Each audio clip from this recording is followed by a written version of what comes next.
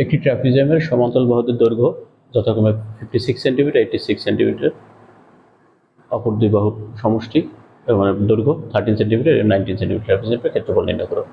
আমরা ট্রাপিজিয়ামটির বর্ণনা ABCD সমান্তরাল বাহুদের যথাক্রমে AB সমান 86, CD সমান 56, অপর দুই বাহু AD সমান 13, BC সমান 19। আমরা এখানে কি করেছি, AD সমান্তরাল C অঙ্কন করছি। তাহলে এই CD একটি সমান্তরাল, কারণ AD এবং C সমান্তরাল, আবার এদিকে CD এবং এই সমান্তরাল, কারণ CD এর সমান্তরাল AB ছিল। সুতরাং এই চতুর্ভুজটি AECD একটি সামান্তরিক।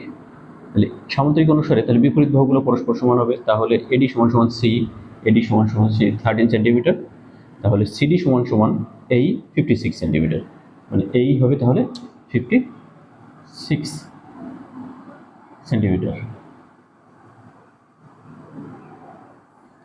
তাহলে B হবে 86 - 56 সেন্টিমিটার, 30 সেন্টিমিটার। এই ত্রিভুজটির BCE ত্রিভুজের অর্ধ পরিসীমা জানলে ক্ষেত্রফল বের করতে পারবো। √S × S - A S - B S - C সেই সূত্র অনুসারে ক্ষেত্রফল বের করলাম। তাহলে হাফ গুণ ভূমি B গুণ উচ্চতা CF সমান ক্ষেত্রফল। সেখান থেকে আমাদের CF মানে উচ্চতা বের করতে পারলাম 5.45। তাহলে ABCD ট্রাপিজিয়ামটির ক্ষেত্রফল হাফ গুণ ভূমি গুণ উচ্চতা, মানে হাফ গুণ সমান্তরাল বাহুদ্বয়ের যোগফল গুণ উচ্চতা, তাহলে আমরা সমান্তরাল বাহুদ্বয় জানি 86 আর 56 গুণ 4.55, তাহলে এটা ক্যালকুলেশন করলে 386.95 বর্গ সেন্টিমিটার।